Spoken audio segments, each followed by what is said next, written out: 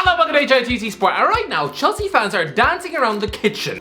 I'm sorry, do Chelsea fans think this is a transfer which should be celebrated? Because to me, yes, Lukaku is a great signing. He's the missing piece of the jigsaw and he legitimizes your actual title challenge. But this still has to go down as one of the most embarrassing transfers in your club's history. You are a club who discarded a young Lukaku like a half-eaten packet of Maltesers. You had him in your grasp. You signed him from Anderlecht for £18 million 10 years ago. You know, when the first Jump Street movie came out. Now Channing Tatum's face probably looks like a stone-baked pizza. It's been a long time. I haven't forgotten this. You all seem to want to forget this ever happened. A bit like going back to your wife after you defecated on her front porch. You might want to pretend you never did that, but the fact is 7 years later and the doormat still smells like sugary Chinese food, it's a bit of a giveaway. And Lukaku, he's returning to Chelsea for over 100 million euros. He's going to be the club's biggest earner on £195,000 a week.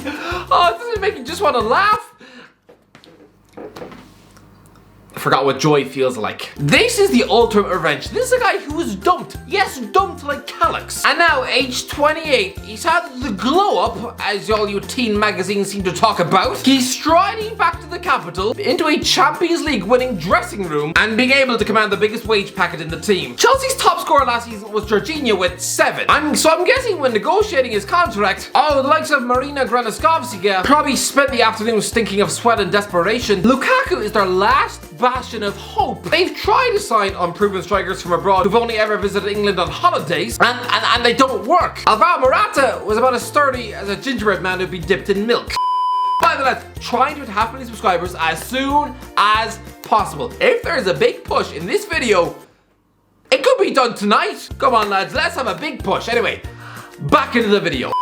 Who else are Chelsea gonna get? Borussia Dortmund would probably rather eat a bowl of their own teeth than ever let Erling Haaland out of their sight right now. So this is it. Desperately begging Lukaku to come back. And because of that, his agent is now able to make this supposed former lump of Weetabix, who used to rot on Chelsea's bench, a guy booed off the pitch after missing a Super Cup penalty, a guy who Roberto Di Matteo used to neglect as if he was an orphan who stinks of cat piss. Honestly, the way Chelsea managers used to treat Lukaku, it was a bit like that Santa Claus at Tesco's who never let me sit on his lap. It's not my fault I've got leprosy and smell like a cow's backside. Maybe talk to my mother for not investing in a bath. But now, this former Chelsea reject is able to stroll into the building at Cobham and become the second highest paid player in Chelsea's history. Only Eden Hazard was able to negotiate a bigger weekly wage packet than Lukaku right now. Maybe, just maybe you should have valued him when you had him. You signed him from Anderlecht for £18 million in 2011. And lads, the reaction to this signing, the Chelsea fans so disappointed that it wasn't Neymar.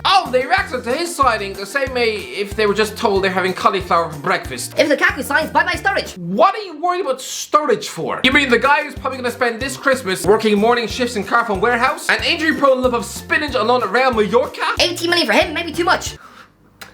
This guy thinks 18 million is too much. Okay, tell that guy that 10 years later, you'd be paying 115 million euros for Lukaku. And this fella, he'd probably puncture his larynx with a fork. I don't see why we need the next Kenwyne Jones. A very own version of Emil Heskey, why not?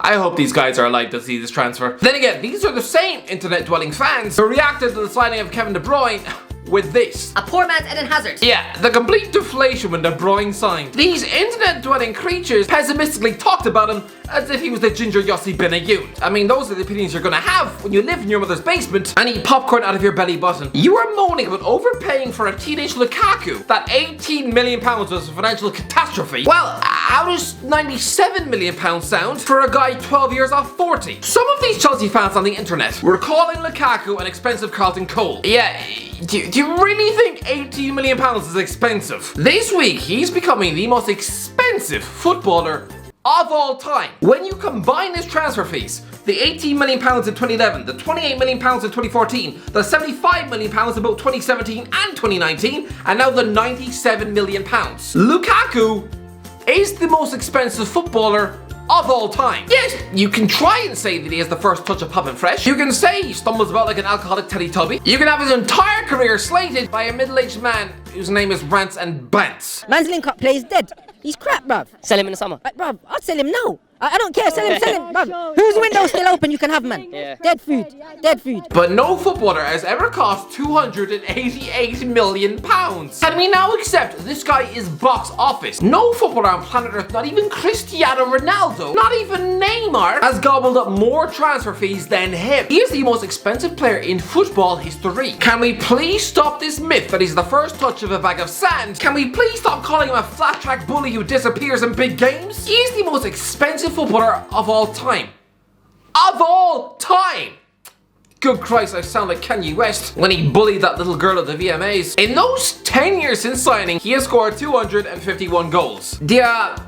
Do you know how many of them were for Chelsea? The club who discovered him in the Belgian mountains, a big fat zero. I'm sorry, I know you've won trophies this decade, but the treatment of Lukaku was a borderline disgrace. It's no good finally bringing him back now he's 2 years off 30. You've completely bypassed his 20s. So Christ, it's like Justin Bieber's deadbeat dad, missing out on his formative years and birthday parties, only to get in touch when he now realizes that regrettable chunk of sperm from the mid-90s can now buy him a 9-bedroom house. This guy was loaned to West Brom aged 19 years. And lads, don't forget the fact he looked like a 45-year-old dad of 2. This guy, he was a teenage boy. 3 years earlier, his mother probably used to catch him making love to a hole in the cushion. West Brom had just been ditched by Roy Hodgson. The entire project could have crumbled like a sweaty dish towel at the Hawthorns, winding up bottom of the league with the Chelsea youngster resembling a human-sized pancake. Christ above, this is a Belgian striker. Probably dreamt about playing for a top London team like Chelsea. Spending a year partnering Shane Long, whilst living in a 3-star hotel outside of Birmingham Airport, spending every night eating scrambled egg with a fork. He took a risk,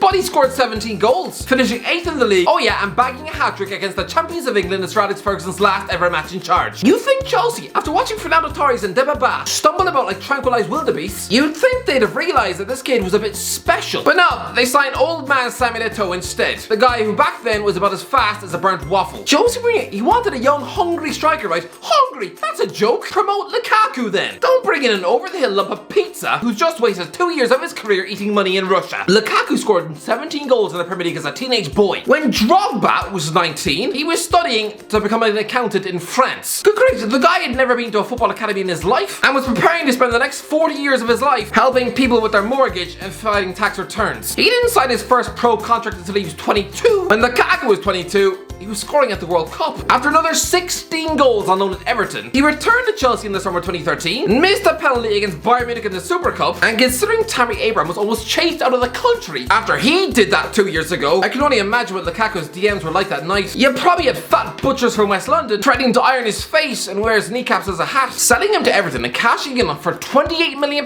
was so short-sighted I might actually cry. Whoever sanctioned that deal, please slap them in the teeth with a wet chunk of trout. I hope whoever's idea that was, they're now chucking up their morning Weedos into a toilet bowl when they see Lukaku moving for 100 million, because that is financially disgusting. All you made was a £10 million profit on Lukaku. That is all.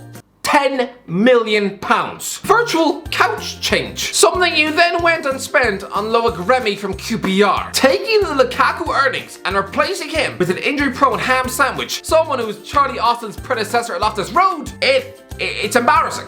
Shocking even. But by the way, learn your lessons, please. You're preparing to get rid of Tammy Abraham right now, the very same summer you're paying £100 million to bring Lukaku back. Where is the self-awareness? The parallels are ridiculous. Both Chelsea tenures defined by a Super Cup penalty miss, both strikers left out of Chelsea's Champions League winning matchday squad, both penalty box predators completely ignored. Honestly, give it 5 years and Chelsea are probably going to be paying £100 million to bring Tammy back to Stamford Bridge. I mean, it's just ridiculous. I mean, this isn't the first time Chelsea have tried to re-sign Lukaku. They bid £75 million for him 4 years ago when both they and Man United were trying to copy each other's homework. They both tried to sign Lukaku and both try to sign Alvaro Morata. I promise you, if the Spanish donkey that is Morata had wound up at Old Trafford, Jose Mourinho would have been out the door by Christmas. Replacing Zlatan Ibrahimovic with that, yeah, then the Man United fans might have something to complain about. And similarly, if Lukaku had wound up at Stamford Bridge, well, I think we all just saw how Lukaku does when Antonio Conte is his coach. Good Christ, you certainly wouldn't have finished 5th in the damn league, that's for sure. Listen, here's a tweet I wrote 2 years ago. Manchester United will regret selling Lukaku. Yeah, again, Manchester United fans seem to have this twisted narrative that Lukaku is a 200-pound lump of pig meat who had the first touch of a parish priest. In their heads, Lukaku is just a makeshift expensive pigeon who utterly stunk up Old Trafford. Sorry, the guy scored 42 goals in 96 games for your team. Carlos Tevez nearly won the treble for Man United, and Lukaku outscored him over 2 seasons. It's ridiculously unfair. Manchester United paid £75 million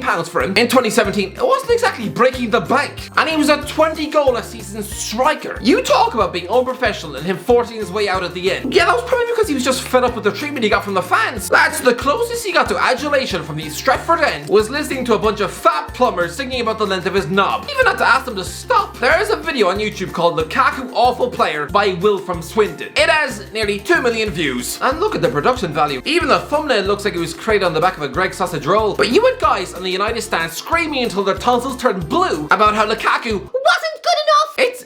It's utter wet porridge. It's just off the back of 2 30-goal-plus seasons in Italy. Lads, think about that PSG comeback win. Homegrown Marcus Rashford. He's the face of that historic night because he was the one who stuck away a last-minute pressure penalty. But lads, had Lukaku decided to take that off him and score that, which he could have done, then he'd have scored a hat-trick in Paris to pull off one of Manchester United's most epic ever comebacks. And for that alone, he'd have been seen as a Manchester United Roy of the Rovers cult hero. He would probably still be at the club, and lads, you'd be in a pole position to win the league. Even when he left the club, even Manchester United fans tried to convince themselves that this was like finally chopping a tumour off their left ear, that Lukaku was just football's answer to a bad haircut, and that they should be delighted to dump this problem child in Inter Milan. But we even had stupid headlines like this. Daniel James has matched Romelu Lukaku's Man United scoring record versus top 6.